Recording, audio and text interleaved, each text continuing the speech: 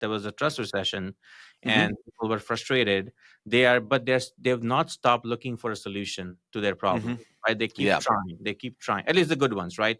Some Yeah. people may give up and then, try something different. But, if they have a problem, if they're not able to solve it, they're going to keep trying, right? Mhm. Now, we need to show them, we need to make them feel that this is the final place and this is the right place for them to solve the problem. And that is the most important thing a setter should do.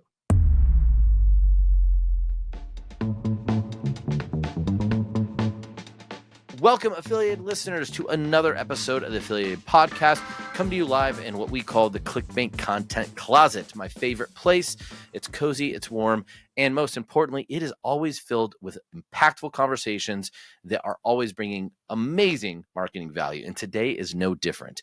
We have heard a lot of people that, a couple years back, it felt like, man, high ticket, whether it be BizOp, whether it be finance, high ticket was a great place to be. It was converting on cold. People were making lots of money. And recently you might have heard, and I know I've been hearing a lot of rumblings that not that high ticket is dead. There's always something dead. We like to call something dead, but boy, it has been a struggle for a lot of people. And I've seen a lot of businesses have to pivot. But today, we're going to talk about those that are pivoting in a way that not pivoting away from high ticket, but finding ways to make high ticket work even better than it was before with different tactics, different strategies, and just a different way to look at how you think about what people are doing high ticket before and changing and shifting it to really get impactful, great results with high ticket in a climate that feels like it's impossible to do so sometimes. So for those of you who are like, wow, this sounds pretty awesome. You're right. It is pretty awesome. And we're going to have a great conversation with an incredibly smart individual that I met, years ago. And so excited to talk to you again from a great mastermind. Janak Mehta, how are you doing today, man?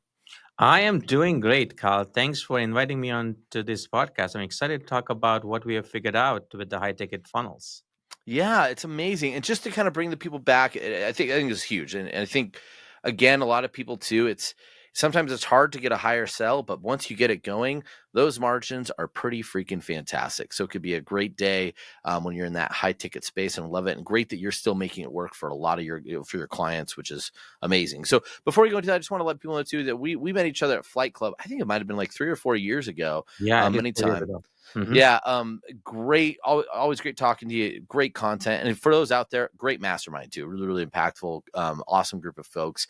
So, it was really fantastic when we got to get connected and kind of start talking about what you're doing lately. So, before we jump into that, though, I always like to get a little. We'll do the abridged version of kind of how you got into this business, how you got into this mastery around paid media and scaling. High ticket. Like, where did that start? I'm pretty sure when you're in primary school, you weren't thinking, I hope to sell high ticket webinars one day, right? So like, curious kind of how you found yourself in this wild place.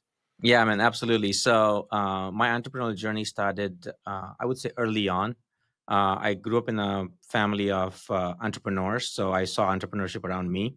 I guess I was a good student growing up, so just focused on studies versus a typical entrepreneur, right? My journey started when I came here to United States on a student visa. I did my master's at Carnegie Mellon, Computer Science, Electrical Business School. And then I had a corporate stint. I used to work at Bell Communication Research Lab as a research scientist, and then Ford Motor Company. But I knew that within my heart that I wanted to become an entrepreneur. Our first venture was real estate investment. And so we started real estate investment firm with my wife and I. By the way, my wife is a big part of the business success we have because That's she has awesome. always been my side from day one. So in the real So she was estate, ready for the entrepreneurial journey too. She knew that was always going to happen. That's yeah, great. definitely. And so we started our first business, and we quickly realized that to grow any business, we needed to learn marketing.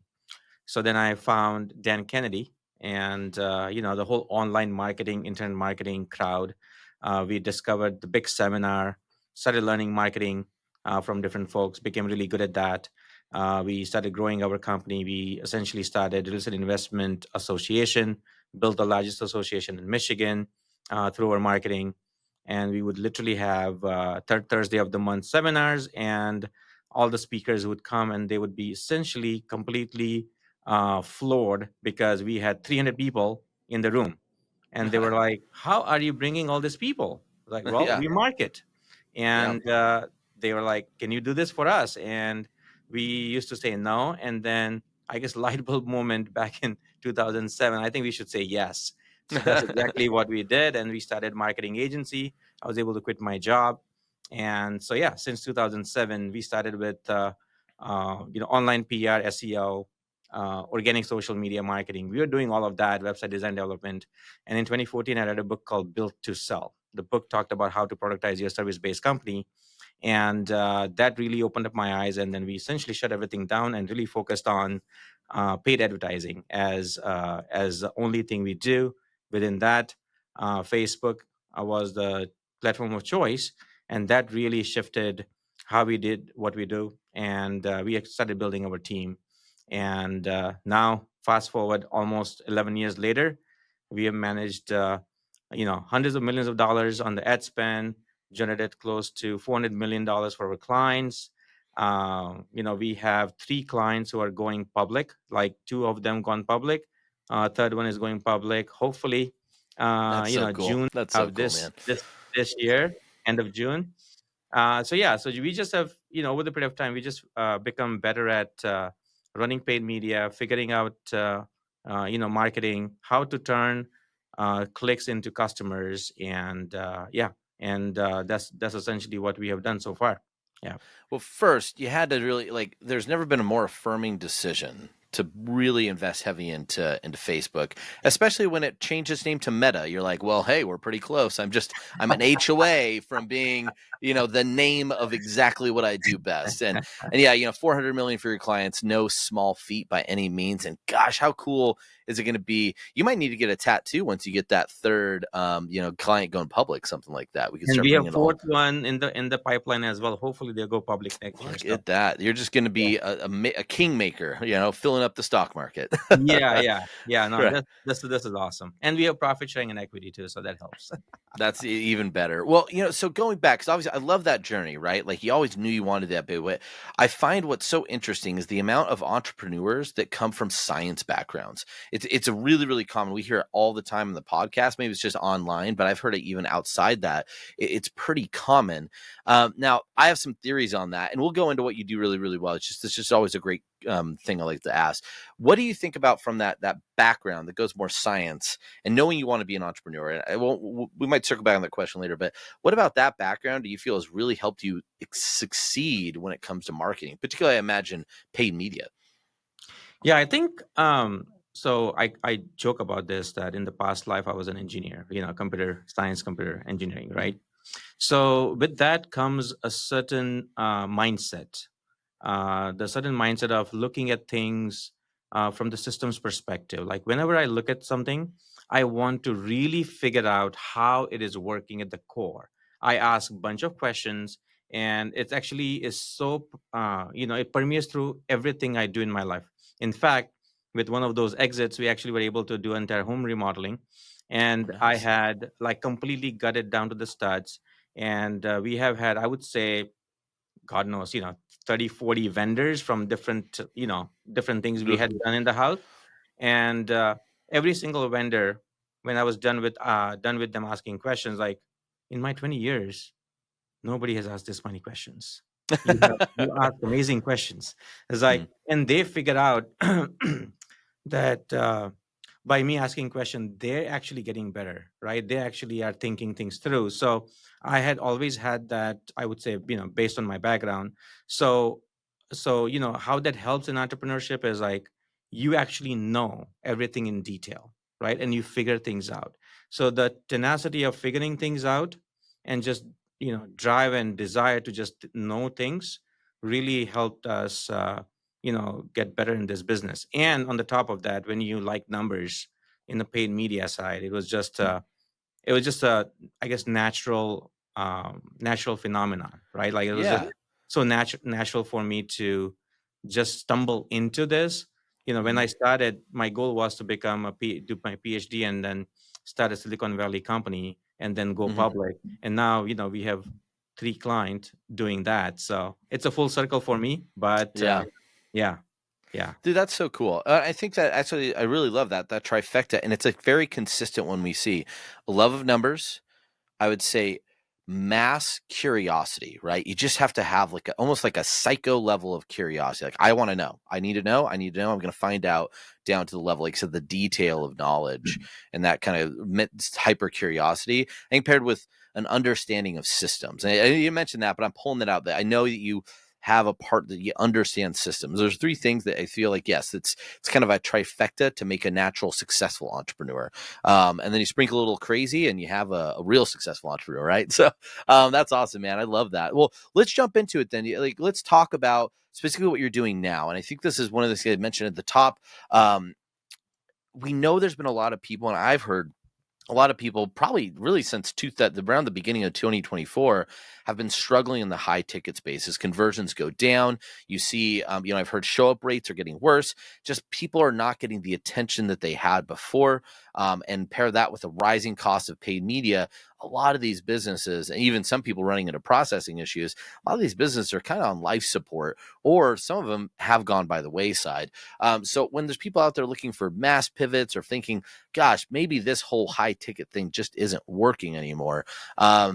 It sounds like you're the knight in shining armor that they can need to have. So why don't you just tell me a little bit about kind of what you've seen change over the last 18 months to, a year, whatever time frame makes sense, and how you guys are finding a lot of success in this, what feels like a very rapid changing media environment. Absolutely, yeah. So you know, with the industry we are all playing in, there's definitely a shift in the industry, right? So one being the trust recession, right? That's a Mm-hmm. big one. I love Um, that. The trust recession. That is a really good way to put that. yeah, yeah, So because define that a little more. Tell me why, what is a trust recession in your eyes? yeah, so we are all coming off of a big high of COVID, right? Mm-hmm. Where literally any coach, any consultant, any online entrepreneur could just launch an ad, and with a funnel, they would easily get clients or customers, right? And there was a lot of that, and we are coming off the high, and then not all the coaches and consultants and speakers and authors and the online entrepreneurs and the products and services are created equal, right? So when you have a market full of sort of frustrated people, right? Mm-hmm. And and on the top of that, when the economy is somewhat challenging, right? You are going to have people not very open with their wallet, Yeah. right? When your people are not discretionary in their spending, then what is true in that case? What is true is like the only people with the brand, with the trust, right? Those are the people who are going to survive, right? So Mm-hmm. how do you then the challenge becomes, how do you either a manufacture the trust or create the trust, right, in your Mm-hmm. target market, right? Yeah. And yeah, so what we have found is definitely the media buying cost has gone up. The consumer behavior is not favorable. We literally saw that during the election cycle last year. Mm-hmm. Right, 2 or 3 months before the election cycle, there was so many uncertainty we felt, and I am of the opinion that market conditions should not matter, but I definitely felt that, yeah, there is something going on, because the same funnel, the same offer, the same target market, the same creatives, which was generating amazing ROAS, all of a sudden it was starting to we started this question like, what are we missing here, right? Mm-hmm. um yeah, so that's the big shift, I would say, in Yeah. last about 18 months. Yeah, I love that. I think the synapse really. I love what you finished with is that. Hey, normally, and I'm curious to hear more why I feel like market conditions don't matter, but I kind of get what you're saying. Like, oftentimes when you're building marketing and the campaigns online, you target to the audience that always needs you, right? You might have some seasonality that's going to be ebb and flow, but your core baseline business and the way you target, for the most part, doesn't always change. But then, like you said, hey, all of a sudden, nothing just feels weird, and I think we saw such an irregular period of time where I think what you said we had all these people go online and they all started kind of saying things, right? But these things all felt real. But I think the other thing that was interesting, it wasn't just coaches, right? It wasn't just the biz op world. We experienced it through our media. We experienced it through influencers on our health side, entertainment side. It felt like, I would say something, if everything is true, nothing is true. There's no way to discern anymore. And where, people went through this period where everything was true and they were throwing money at it, create all those economic pressures, and now all those other things weren't true, and I have to be a little bit more careful because my purchasing power feels so much weaker. You're very right. It created a very interesting economic effect, and honestly, during 2024, we had one of the weirdest economies I've ever seen. If I was trying to find parallels, it was bizarre, right? So I've never seen an economy that shows all the signs of a recession but isn't in a recession. And why Yeah. does that even happen, right? And we're actually still experiencing some of that today. So, but I love when you talk about how, like, hey, it felt so weird, and I heard that from so many people. Yet you found some of those pivots because you started to maybe understand and see. So let's talk about that. So we kind of got that market. We know things were looking kind of rough, and it felt just weird. We'll even leave it at that. Like, it felt weird, didn't make sense. So as you guys start to sift and plan, what did you start to notice that you could change to kind of deal with the strange economy? Yeah, no, definitely. There are a lot of different, what I would call, levers you can pull, right? So, as we always do, when something is not working, we always look inwards first, right? Because, we are the growth partner for our clients and they rely on us, right? Mm-hmm. So, we essentially have this big boulder off our shoulder, right? And we are pushing Yeah. the boulder. That's, Yeah, that's we're the, Sisyphus, right? You're yeah. Sisyphusing for those clients. Yep. Absolutely. So that's the responsibility we always feel, and so it's up to us to figure things out, right? Now we always tell our clients that we are not working in silo, but the onus, the responsibility is on us. So when we looked at inwards, like we always go back to a few fundamentals. So one is going back to the basics, right? Mm-hmm. Do we have complete congruency on the ads or the videos or the landing page, the VSL, the application page, the sales script? Like, when someone raises their hand after clicking on the ad, are they feeling that this is the same thing and the same problem and the same topic and the same brand we are I'm experiencing? So how is the experience, right? So that's the first thing. And I know it's back to basics, but sometimes you need to focus on just the basic, right? Yeah. Is there any lack No, of fun. congruency? Yeah. Yeah, I was gonna say funny. Just to interject, we literally had. It's just I always like to bring up points and trends. We had about a month ago, one of our top media buyers said the exact same thing. One of the things that changed his business was, and he stopped looking at what other people are doing when things went wrong, and just went internally and just started going, okay, let's just really look at this and look at what we do and what we can control. And he said every time we do that, you move through and you move past, right? So no, definitely love that. Getting those levers you actually can pull and focus on internally and inside what could be going on. So when you guys started doing that, what did you notice? What were some of the things you started seeing? Yeah, so some of the funnels, what we started noticing is, like, we have added split test, and then all of a sudden the message that was the ad was bringing, the split test message, which was the winning split test, all of a sudden there was no congruency, right? So the landing Mm, page message or the VSL message was not congruent. It was not 100% congruent. It was congruent but not 100%. So we started filling out, oh, this is where we are now seeing less consumption on the VSL, or we are seeing they're consuming but they are not applying, because now all of a sudden what they came for is not exactly the same. Now it's a minor change in their in those tests, but there was a significant enough change for some of our clients that it was becoming a challenge, right?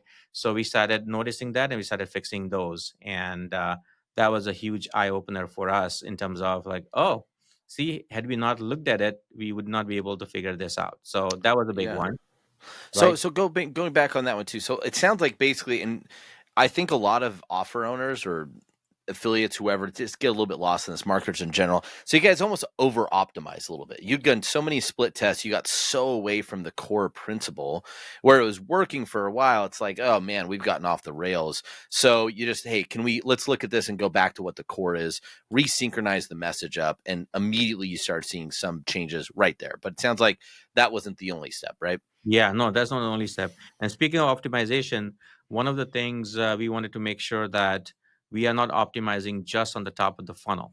Like most Gotcha. of the Okay. campaigns, most of the clients, what they do is, they optimize in the for the cost per lead, Mm-hmm. versus optimizing on what we call the middle of the funnel. In this particular case, with the high ticket funnel, is for us as a simple structure.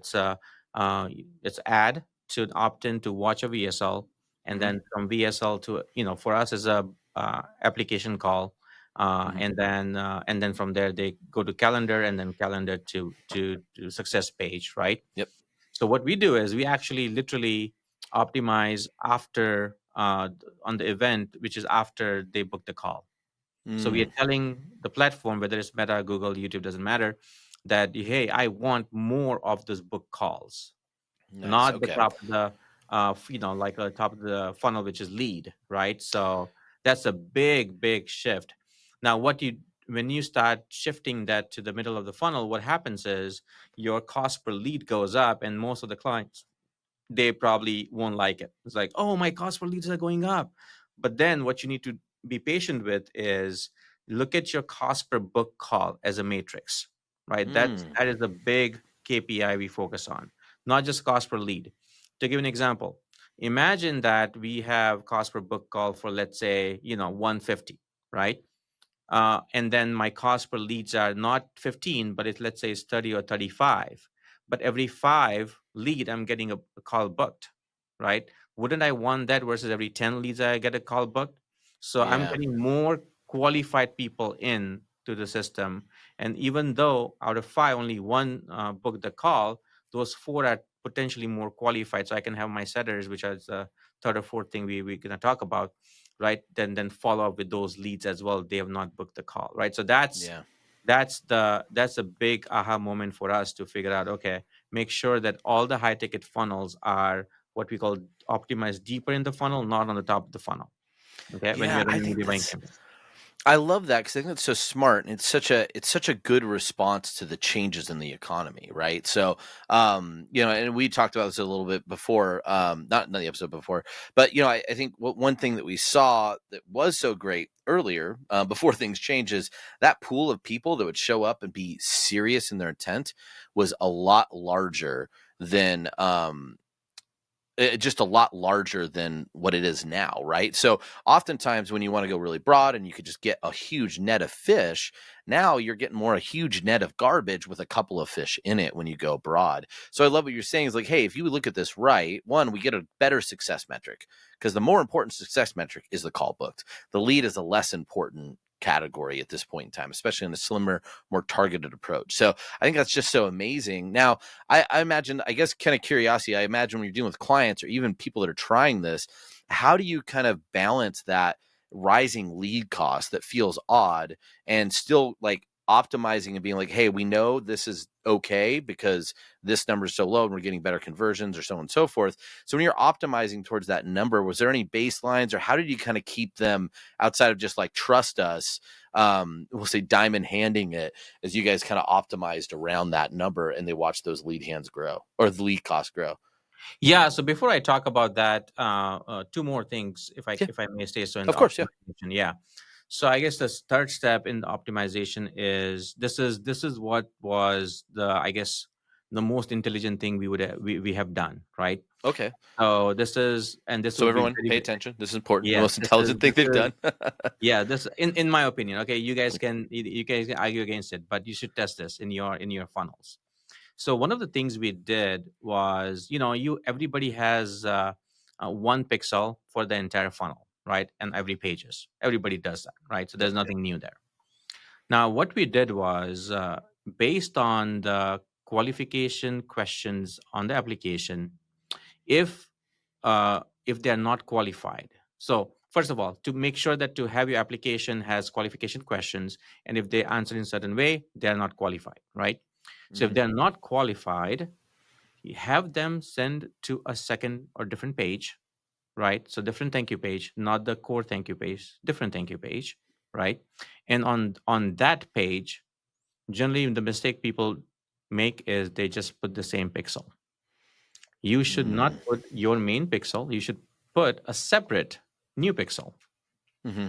Why would you do that? Well, once you take that pixel and then create a lookalike audience from that, and then on the top of the funnel, from every audience you have, you exclude that lookalike audience, and you're telling Facebook that, okay, Facebook, these are the people who do not qualify, and I want less of them, right? Hmm. So what you're telling Facebook is like, these are the people who I don't want. Do not qualify. I'm creating a lookalike audience. So you're telling Facebook that, okay, exclude this type of people, right, Hmm. from my entire target audience. So imagine your target market is a big circle. You are telling Facebook that, these are the sliver of people I don't want. So Facebook Hmm. actually gives you better quality people. And that really was a big factor for us in terms of actually reducing our cost per book call as well. So that actually Yeah. has the effect of Facebook knowing these are the right people, and it actually gave us better quality people at the lower cost. So And we it have a accelerates the data so much faster because you're exact giving it direct signals of, hey, anyone that looks like these, get away. Like they're just wasting my cost and my yeah. spend. So now your acquisition's way more efficient, which just improves the cost so much. Oh man, that is a very smart idea. I've never heard that before. That's really, really smart that people are using a secondary pixel to create exactly what they don't want when they're Yes, kind of looking at and their audience. exclude That's them in fantastic. Yeah. absolutely. So now you are optimizing on the event, and that event is now on the event is now on the right thank you page, Hmm. right? Yep. And then now you're also excluding. So with those two, results started improving right away. And then the third thing we did, Yep. yeah, go ahead. Do you have questions? No, no, no. I want to circle back on this. I'm going to write it down because there's an idea that I had about that second pixel. I want to get your thoughts on, but we're going to save it for a little bit later because this is great. So keep Yeah. going. Yeah. And then the next step after that, you had asked me a question about how did you reduce the overall cost per lead, right? Yeah. In the top of Yeah. the funnel. So what we did was we made sure that every single lead opted in, they were followed by a setter. They were called by a setter, right? Now, someone may argue and say, why would you want to call all the leads? Well, here's the reason why. First of all, those leads, we were spending more money. So we want to make sure that, they're attended to. And this is what we have figured out. So we have tried different type of setters, right? Female, male, different ethnicity, different locations, worldwide location. Here's what we Well, found. and real fast, I just Yeah, want to pause for those that might not be familiar when you're saying setter, what that would mean for whatever reason. Can sure. you just take a quick definition of what that setter's doing, what their job is outside calling them, but like what the objective is there? Imagine someone who is sitting in your front office receptionist, right, or reception area. The male, Mhm. female doesn't matter. So hire someone who is really charismatic and someone who would essentially you put them in the front of your office, right? So that's a Mhm. person, that's a setter, right? And this is your essentially the first interaction with your prospect, right? So imagine that they are getting introduced to your company, right? Mhm. Now the number one job for this setter is not to sell them. What Mhm. we have told our setters is your number one job is to essentially welcome them. And this is the biggest delta. The biggest delta was for us is make sure that those setters are talking about this is the right place for them versus this is the right program for them. So this is the so like okay, let me I get that. It's let me community that rewind it. reveals Let me trust. Yeah, I rewind get it. what you're The saying. biggest thing you have, we talked about this. There was a trust recession, Mhm. and people were frustrated. But they've not stopped looking for a solution to their problem. Mhm. Right? They keep Yeah. trying. They keep trying. At least the good ones, right? Some Yeah. people may give up and then try something different. But if they have a problem, if they're not able to solve it, they're going to keep trying, right? Mhm. Now, we need to show them, we need to make them feel that this is the final place and this is the right place for them to solve the problem. And that is the most important thing a setter should do, right? Mm. And that is Yeah. what we believed, and that was it's a 2 millimeter distinction. It's not a whole lot, right? And their job is to really sell them on the place, not just the offer, right? Yeah. Actual process, actual community, as you mentioned, right? That is, and then yeah, set them up for the closer to sell. Now, Mhm. one quick Real fast, I advice, just want to say one other thing yeah. because I do think that is such an awesome concept. And I think one of the things I love about because we see people do like welcome calls and they'll Mhm. do that for upselling products on supplements. But one of the things that people don't always talk about or realize, the biggest thing is you personify this experience immediately, right? And if their focus, again, they don't even sell them anything on that call, it's just, hey, you've come to the right place and a human being is talking to you. In the world of AI, the world of ads, everything that feels so disconnected, we've brought a real human to talk to you. And I love that you said this, that to bring you into a community, into, almost like, hey, you've come to the right place. Like you said, a place, not a program. You've been through enough programs. Do you even use that, have them use that language? I even, like, to me, it'd be like, I'd have a seller say, hey, I just want you to know, you don't have to worry about more programs. Like, this is not another program. You've just come to the right place for you. And I know that because I wouldn't be talking to you if you weren't, kind of a thing. Like, I feel like that would be right in the script.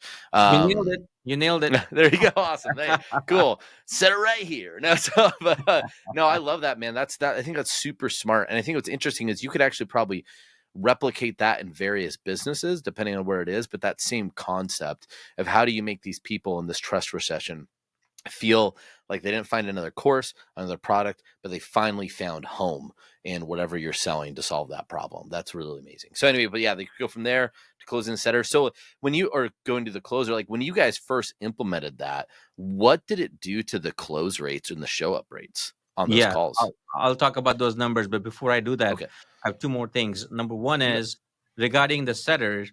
Um, this is very important. So what we have found out is if you need to have a male, if you can hire males from UK or at least the British accent, the Mm, conversion rate, is the best.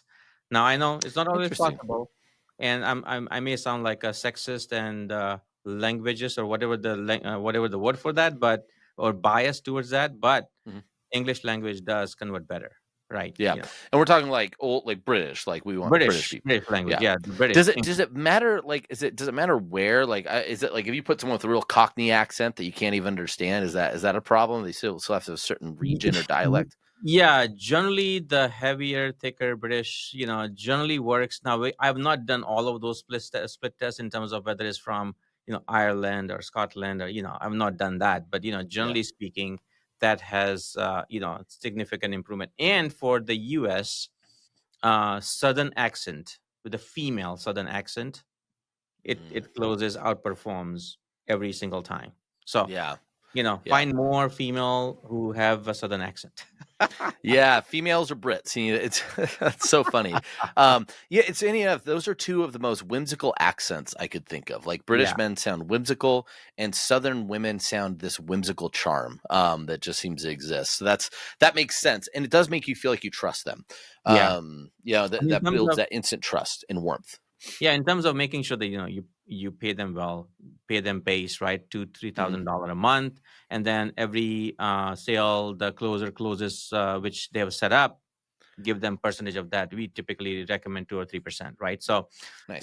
those are some technicals wins, for those. Yeah, And are you guys auditing those, or are you just kind of looking at performance, like auditing regularly on those setter calls too, as well? And then every obviously single have call is performance stuff. Like, recorded. Every cool. single call is recorded. Every single call is audited. The sales manager does, huddles with them on a daily basis.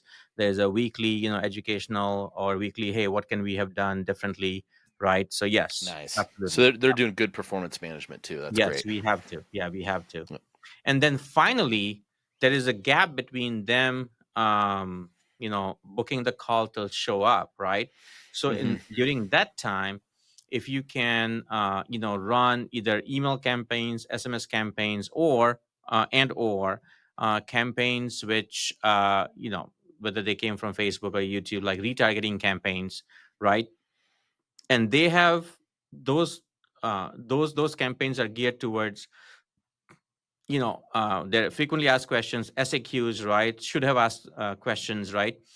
Testimonials, all of that. We actually use a book called 16 Word Sales Letter Mhm. by, Alvaro Albuquerque. There It's you go. I know I've seen that. I don't know if I don't think I've read that, but I know I've seen that book. So So yeah, so imagine this. That man, it's so funny. I like this guy a lot. Credit to him. So not this is actually Evaldo Albuquerque, Evaldo, Evaldo Albuquerque, and he used to work at Agora, and in two mhm. and a half years he had spent at Agora. He helped make them close to more than 150 million or maybe $180 million Mhm. from writing sales letters, right? And guess what? English is not his first language, Of course. right? So when, man, and it's a very easy read. and he has really, the 16-word sales letter is like, the secret to converting copy is to define one belief and then answer these 10 questions. So based on the book, those 10 questions in the book, we actually create email sequences, and then retargeting campaigns based on that, and that has really really worked well for us. So So, those quick are the question: things when we you're have talking done. about the Yeah. when you're talking about the retargeting campaigns, it's real fast. So, are you doing only Meta on that retargeting, like through paid ads, just kind of a really limited spend? Yes. Or are you doing other ways, like some SMS retargeting? Are you doing, GDN? Is it everything? We're just going to basically say, don't miss out, because you get I imagine the prices are so low when you're so specific to one person. Yes, so it's a multimodal, right? So it's email, SMS, and any of the media buying on Hmm. media channels, whether Gotcha. it's And you're going Meta. like all tier one social, or do you just kind of do like maybe Meta and Google?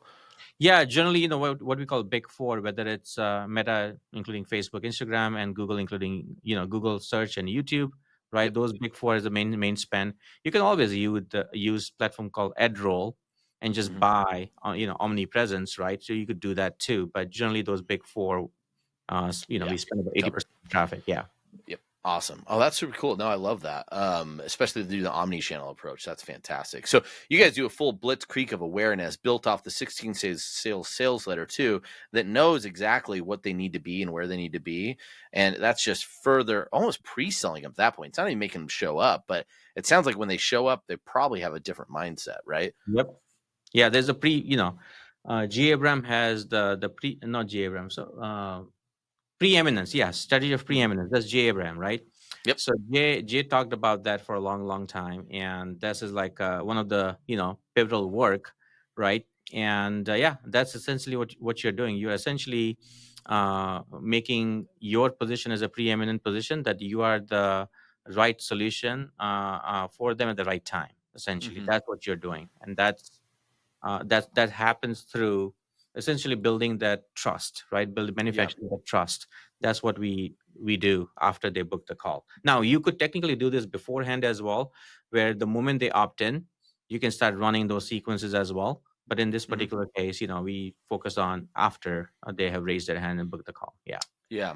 Well, I think from an efficiency standpoint, right? You'd set everything. If you optimize for the right book a call person, why spend money before they actually book the call, right? Optimize Yeah. everything there and then secure and pre-frame the right customer. Because I think what we talked about here, like I'll kind of get this, but the overwhelming message to me is efficiency. How do you Mhm. create efficiency towards who you actually have? And the funny thing, as you're talking with the preeminence, the 16 word sales letter, the setter call, the concept of place versus course, and then finding those right people that are going to be the ones that will resonate with that, to at least want to take action for a call. It sounds weird, but it reminds me a lot of like what you do if you're trying to recruit a cult or a religion, right? Like I know there's problems. I know that most likely whatever has happened in life, they try to solve these problems. It has not worked out for them. They're left aimless. They don't trust anything, and they need someone to make them feel warm and at home, right? So everything you're describing to me is target demographics, which if you ever want to know somebody that was really, really good at target demographics at scale at a long time before paid media, who happened to be a cult leader, is Jim Jones. Study him. He was really, really good at it. But there's this idea of you take that, you make those people feel at home, and you focus not on everyone, but just the ones that will actually stay, right? The ones that are going to commit. You just focus on the commitment. And from there, you just overload warm fuzzies, and then you just keep asking for more and isolate off. So, not saying that you're doing that, but I just love that it follows these models that exist outside of now. They exist well beyond time, media, and so on and so forth. So, it makes sense why they're working so well for you guys, especially when you have a big ask like a high ticket coaching program, course, whatever it might be. So that's really amazing. So now let's talk about the numbers, right? What started improving? It sounds like we've really gone through. So what started happening in terms of performance once you started shifting this flow? Particularly, I think the setters and getting people to show up and close. Yeah, the biggest result was that our salespeople's calendars were completely booked, right? Our show up rate jumped from 40% to 77%. Uh, Whoa, yeah, that is great. no, You almost doubled your show up rate. Have you yeah. ever been able to do that before in your past? Have you ever seen a show up rate just outside maybe some early testing, but like at scale, just shift that substantially? No, so yeah, this I would say that this strategy or four-pronged strategy we have implemented that really has shifted that the high show up rate for sure. Yeah. That's awesome, man. That is awesome. Generally, our show up rate hovers anywhere between, depending on the offers, but generally between 40 and 60. Anything above that is like, you almost start questioning that, is this a right number or not? Because we've never seen that. But yeah, Yeah. it's been really good for us. Yeah, And that's amazing, man. Congrats. That is awesome, dude. thank you. And most importantly is the close rate of 36%, right? Generally, we expect 20% or sub 20% for a high ticket. What's your range of price 10,500. points for that too? That just so people 10,500. have. Oh, wow, that's crazy. Yeah, Yeah. exactly. Now, to be in complete transparency, we have financing option, Hmm. and a lot of people. So everybody pays in full. So that's why getting close to $800,000 a month is not a challenge, right? In cash collected, but they pay in full, but there's a finance option available as well. Nice. Okay, Yeah. that's very cool. I mean, obviously that empowers, but 36%. So, like, get an idea before this kind of process, the four pronged approach. What felt like a good close rate for your closers in that situation? Yeah. So for us, we were happy with 20%.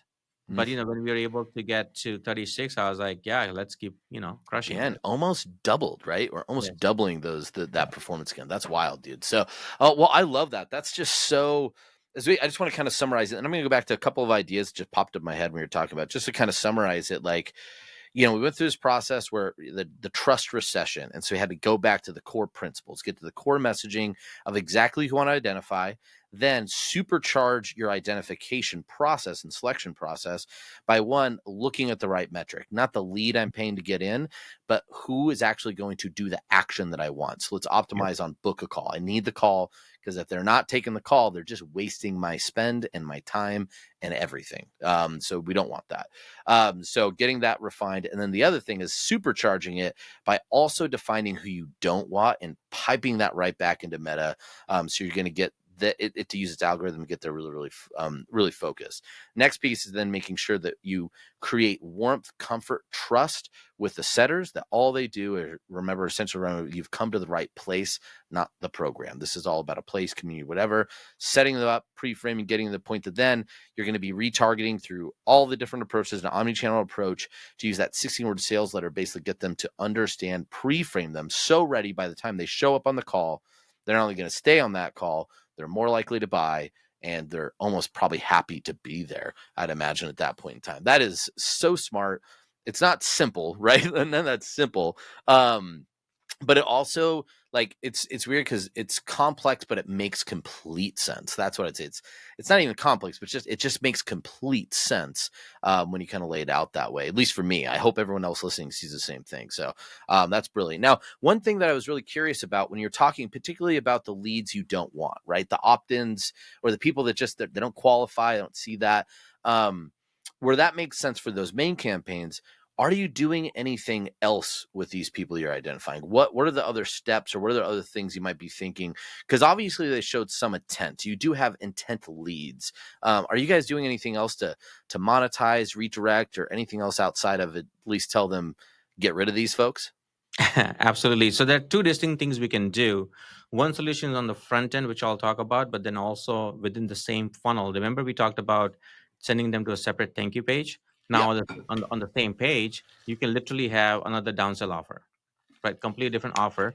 You know, Hmm. and then that offer could be as low as like your low ticket, like 30, 40, 90 dollar offers, or you could have your mid ticket, right? $500,000, $2,000 offers, right? Hmm. And what we've seen work is anything sort of less than 300 converts better in our experience, right? And yeah, so that you can monetize that higher cost per lead, and that also helps you. It's almost like a reverse SLO. I don't know if this is a Yeah. word, but almost like towards the middle of the funnel, you are essentially trying to liquidate your spend, Yeah. right? Yeah. Yeah, and No, that makes sense, because, and it even made me think too. You try and liquidate for the buyers, but even the people that don't, like, it's almost like, have you, just curious? These are just things pop in my head. Like, I don't think so. If I'm doing that mid ticket or even low ticket audience, and I start identifying them on the thank you page from the questionnaire, and I'm like, yeah, I don't want them for this. And so suppress that, but then also like, hey, let's actually try. And what if we create a funnel where we actually lead in with these folks and just now Mhm. say, looks like audience, let's build a self-liquidating funnel or another way to generate revenue off these other people and build a looks like audience to go get mid-ticket people or low-ticket people, right? Yep. And maybe you could ascend them, but it's a lot longer of ascension plan on the low-ticket path because they might have credit problems, they might have revenue problems, they might have money problems, but you could solve those problems and slowly bring them back into that high ticket space. So just curious, is that something you guys have tested and seen effective, or you're doing it right now and you're like, yeah, it's awesome. Yeah, no, absolutely. So one of the things we do for the low ticket side is, if you have a program which is high ticket, whether it's the price point of $5,000 to $50,000, doesn't matter. You take the main element, like the core element of the program, the best part of the program, and then you turn that into a low ticket. So for one of the client, they teach full stack network engineering. Essentially, what they do is they essentially teach it's a 6 months program. They teach you how to become either cybersecurity certified, either Cisco certified, CCNA certified, right? The different certification, network Hmm. certification programs. So we took one of those programs, CCNA programs, and we literally offer that for $10. The program Whoa. generally cost thousands of dollars in the marketplace, right? Hmm. So a lot of upfront interest, right? Yeah. And then so they buy it for $10, but then we had the upsell, like they buy the program, but then to create the virtual network and then play around, we actually partnered, the client partnered with a third party, and they had this virtual networking simulation program system, right? So we bought the rights for that, right? And then we offered those clients as an upsell, those, so that they can play and build a Hmm. network without actually hurting the actual network, right? Yeah. Yeah. So Yeah. yeah, And so that perfect was for them. Low ticket. perfect, perfect. Now you have a playground to play with, work at time, all that stuff. Yep. So we did that, and then that really, so those we sold for 197 as a software, was upsell. They'll call it Hmm. Practice Lab, right? And then everyone who buys that, whether it's $10 or 197, right? They Hmm. all got enrollment call, right? And then on the enrollment call, comes back to the high ticket, which is 6 months program. They get the group coaching, right? We help them with the resumes and getting a job, right? Third party finance, all of that. So yeah, so that's how we added the SLO with one upsell. Can we do more upsells and downsells? Yes, of course. But it was so widely profitable, we didn't have to do anything more. Yeah. We just took so the fundamental here is the thing you want to take home with you is, look at your high ticket offer, look at your program, take the best element, put it in the front end, give ridiculous, like we tested, by the way, we tested the front end offer for 5, 10, 19, 27, 47, $97. Hmm. And then what we were tracking was not just the take rate on the upsell, but what we were tracking was, what's the conversion rate from the front end to the back end, the 10,500. And Hmm. based off of that delta, based off of that ratio, we figured that with the velocity we are looking for, is $10 made the most sense. It had Because that got the most leads in. most leads And in, and then we were able to upsell them into 10,500 I program. love that. I love, because I think that's another. I really love it because, and we talked about this before. I think there's such a avenue for those people that might be struggling in high ticket. Maybe they're going to implement this, right? But they're like, I feel like there's more traffic or ways for me to get out there. Going the low ticket route really goes, and I think is very attractive to a lot of the price sensitive consumers, because some of those consumers, I'm sure you've seen too, they're not even showing up to this content or trying to go to webinars or watch VSLs anymore because they feel like it's all the same. So if I could just maybe have a more simplified page, or maybe it's just something where at the price point it's like, well, I'd be stupid not to try, right? And it's just that trust. They get the community, they get the warmth. No, I think it makes a ton of sense, and we've actually been seeing that with a lot of offers that we've had on the platform that succeeded well in the low ticket kind of biz op space. but they've really done very well to start transitioning those into high ticket. So I think that's a really, really great call out. And I love that you mentioned that. One thing I really love too is you partnered with a company to get the upsell, right? You found that right partnership. I think one thing too for people out there, I'd really recommend if you don't maybe want to make the low ticket, or if you're missing a piece in there that you need, I guarantee you somebody has a problem that you could solve very, very fast in terms of traffic, and they'll solve your problem in terms of product. So that was actually, I think, one of my favorite parts about that is you guys brought in that other perfect software to really complement and supercharge the brilliance of this program, give them instant wins and have them feel that success and be like, wow, I've gotten value. So by the time they get on that call with that person for the phone call, the trust levels are so high. And they likely have been like, wow, I have everything I need, right? This isn't now when someone tells you it's community, this is the last place you need to be, that resonates. It's that full circle. So I just thought it was brilliant, man. That was amazing. Well, I realized we could end up talking until the sun goes down. And lots more questions, but I know we're definitely hitting longer on the time. So what I'd love to do is I think we covered a lot of amazing things here. And for people out there that are doing anything in the high ticket space, would like to do things in the high ticket space, I'd say hopefully that you already are. And they want to work with you. They feel like, hey, like, can you just build this for me? Because that'd be so much easier if you just make my success and make everything win. What's the best way? Like, first, what is the client that you want to work with? Who are the people that are right for you? Because I know that's not going to be everybody. And then if they do want to get a hold of you or they want to reach out to you, what's the best way for them to do that? And it could just be reaching out to us too. Just remember, that's always fine. We're happy to do that. But we'd love to know for the people that are listening to this, how they can get in contact with you. Absolutely, yeah. So the type of clients we typically have a huge success with is someone who has an offer which is at least 5K or more, right? Now, whether that's in the coaching, consulting, speaking, authors, service based industry, all of that we have had hundreds of clients. We have scaled them up, right? Mm-hmm. Now, the minimum criteria we have is that you have to have at least $500,000 or more in revenue. That's on the low end. Most Mm-hmm. of my clients are multiple seven figures and above. And the program you want to sell or program you want us to build the entire customer journey for, uh, we just need to have at least 30 or 50 sales already happened.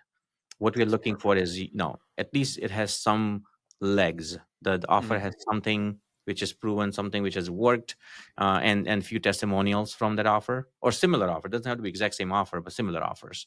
What we are not good at is like completely 0 to 1. What we are Mm-hmm. really good at is 1 to 10 and 10 to 100. That's what we are really Yeah. good at. You know, Love that. I yeah. love that. Yeah. You don't need to be planting seeds. You'd like to harvest really, really good fruit, basically, right? Yeah, Or just vegetable. essentially nurture and then scale Yep. and then, Yep. and then Yep. harvest, right? Yeah, I should say a Uh, seedling. You don't want to plant a seed. You'd like to plant a seedling, right? We need yeah, something that shows it's not going to die right away, right? Or dead on exactly, arrival. exactly. So That no, I think that's amazing. So and again, for those that are in that category, those listening right now is like, this is me, hands raised. I want to work with you. Everything makes sense. What would be your preferred way for them to get in contact? We don't want everyone flooding you, so just let us know what makes the most sense for those Yeah, I folks. mean, you can definitely contact Kyle and his, team at ClickBank for sure. That's easy. And if you want to directly get in touch with us, you can go to scalepaid.ads.com, Mhm. SCALEPAIDADS.com, and then, fill out the form and then we can schedule a call. Beautiful, beautiful. Yeah, guys, and for those that I'd say it enough, but I'll say it again, affiliated at clickbank.com, reach out to that inbox. We'll be sure to get you in touch. We'll probably ask some questions, make sure everything makes sense. We want to make sure that it really does fit, and we'd be happy to make the introduction. As well as if you're listening and you have an account manager, reach out to them directly.